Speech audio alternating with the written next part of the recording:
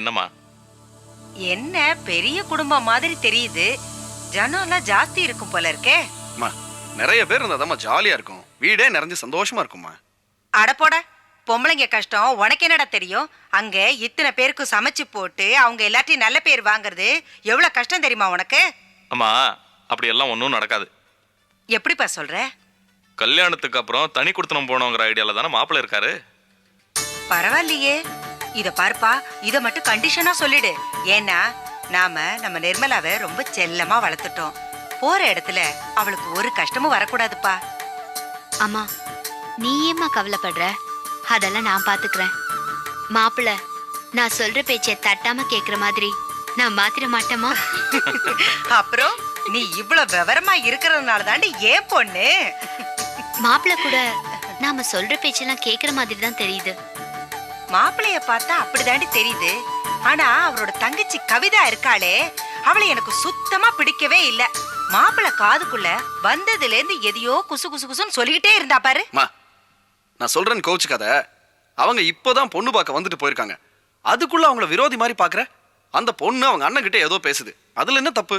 ஏண்டா, சம்மந்தி வீட்டு ஆளுங்க கிட்ட எந்த பொம்பளைய எதை சொன்னாலும் உனக்கு எதுக்குடா கோவம் வருது? அந்த வீட்டுல கல்யாணம் ஆகாதவளுங்க எவ்வளவுமே இல்ல. மாப்பிள்ளையோட தங்கச்சிக்கும் கல்யாணம் ஆயி போச்சு, அத முதல்ல மனசுல வச்சுக்க.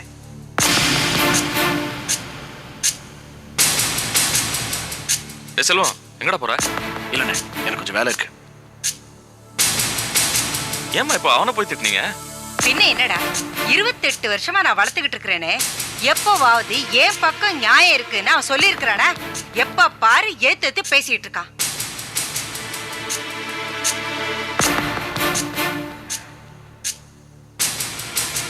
நிர்மலா, உனக்கு பிடிச்சிருக்குல்ல? வீட்டுல ஏதோ விசேஷம் போல் இருக்குது, எல்லாரும் ரொம்ப சந்தோஷமா இருக்கிறீங்க. கொஞ்சம் உரமோர் இருந்தா கொடுங்களேன். உரமோர் தானே? தரேன். ஒண்ணு இல்ல, எங்க நிர்மலாவை பொண்ணு பார்த்துட்டு போனாங்க, அந்த சந்தோஷத்துல இருக்கோம். சொல்லவே இல்ல. எல்லாம் நல்லபடியா முடிஞ்ச பிறகு சொல்லலாமேன்னு தான். முன்னாடியே சொன்னா கண்டிஷ்ட படும் இல்லையா? ஆமா, நீங்க மாப்பிள்ளை பாத்தீங்களா? நீங்க தான் திஷ்டி படும்னு என்கிட்ட எதுவும் சொல்லலையே, அப்புறம் எப்படி பாக்குறது? ஐயோ, நான் உங்களை சொல்லலம்மா, மாப்பிள்ளை வெளியில போகும்போது பாத்திருப்பீங்களேன்னு தான் கேட்டேன். பார்த்தேன். ரொம்ப வயசானவரா ஜிப்பா போட்டுட்டு போனாரே அவரா?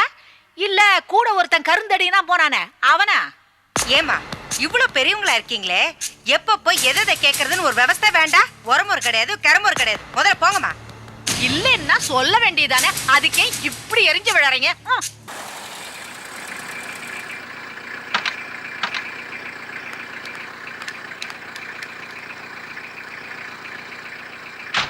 அப்பா, அண்ணன் இனிமே தனக்கு யாருமே பொண்ணு பார்க்க மாட்டாங்கன்னு வெறுத்து போய்தா அதுவா போய் எடக்கு மடக்குன்னு இப்படி ஒரு பொண்ணை செலக்ட் பண்ணிருக்கு. என்னம்மா இது இப்படி எல்லாம் பேசுற? பின்ன என்னப்பா, அந்த பொண்ணு என்ன நல்லவா இருக்கு?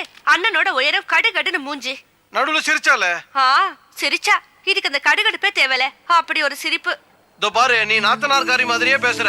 பொண்ணு அவனுக்கு பிடிச்சிருக்கு, கல்யாணம் அவன் சொந்த விஷயம். அவனுக்கு பொண்ணு பிடிச்சிருந்தா கல்யாணம் பண்ணிக்க போறான், வாழ போறது அவன் தானே. ஏன் இப்படி எல்லாம் பேசுற? தப்பு.